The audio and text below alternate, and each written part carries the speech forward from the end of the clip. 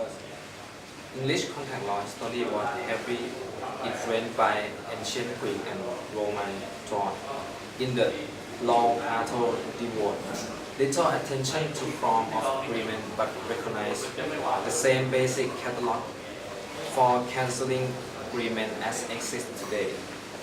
Roman law identified discrete catalog of contractual transactions, each with its own requirement, which need to be fulfilled in order to promise to be enforced. The general kind require various words to be used to generate an obligation, or in a contractor's literacy, it could be written down. There were 4 catalogs of consensual agreement and 4 kinds of contract create property right, such as a pledge or a secure loan, more than appear from the general rule in the ancient Greece. Roman law represents an early division between specific kind of contract depending on the transaction nature. Contract is voluntary agreement between 2 or more parties. This is irrevocable as law as a writing theory agreement. Contract is the branch of the law of jurisdiction is jurisdiction for the civil law tradition. A contract arises when the party agree that there is an agreement. Formation of a contract generally requires an offer, acceptance, consideration, and a mutual intent to be found. Each party to a contract must have capacity to enter the agreement. Minors, intoxicated persons, and those under a mental affliction may have insufficient capacity to enter a contract. Some type of contract may require formality, such as a memorialization in a writing. Okay, let's talk about the offer and acceptance. In order for a contract to be formed, the party must reach mutual assent, also called a meeting of the mind.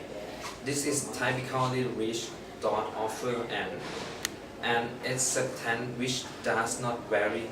The offer term, which is known as the mirror image rule.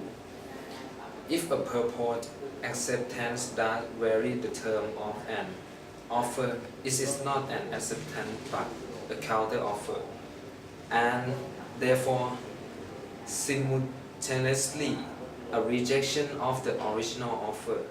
The Uniform Commercial Code disposes of the mirror image rule. Although the UCC only governs transactions in the good in the USA, as a cow cannot read mind. In the intent of the party is interpreted objectively from the perspective of a reasonable person, as determined in the early English case of Smith and Hughes.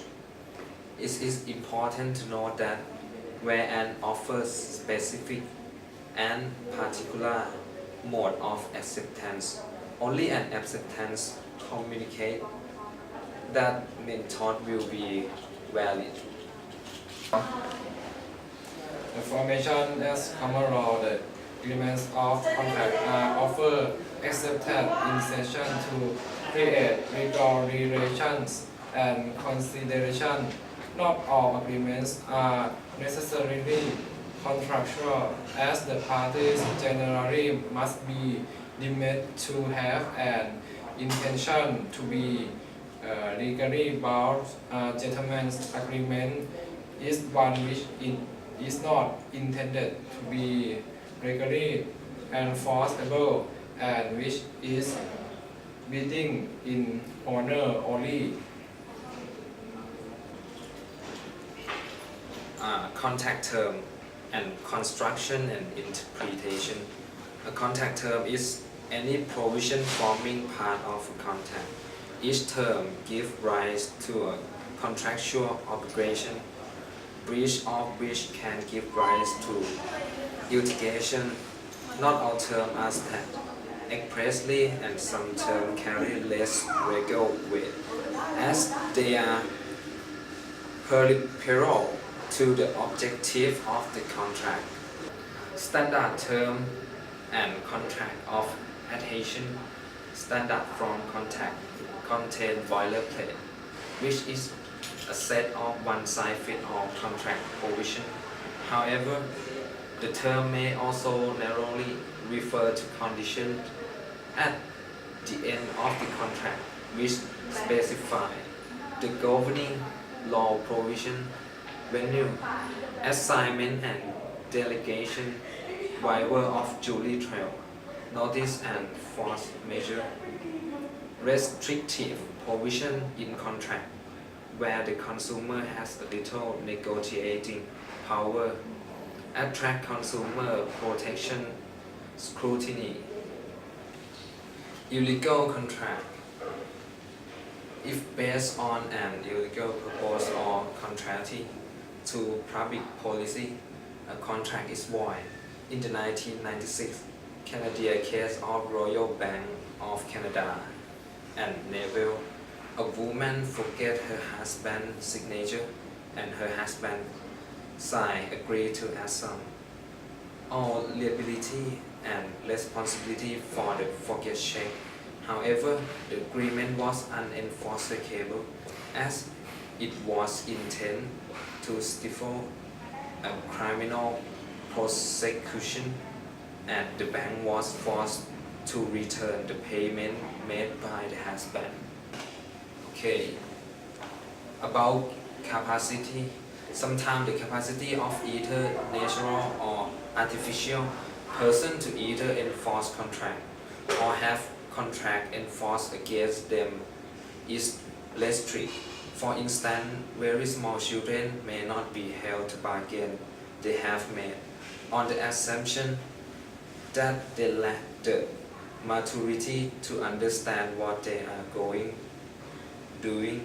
Errant employees or director may be prevented from contracting for their company because they have acted otherwise beyond the power. Another example might be people who are mentally incapacitated either by disability or drunkenness.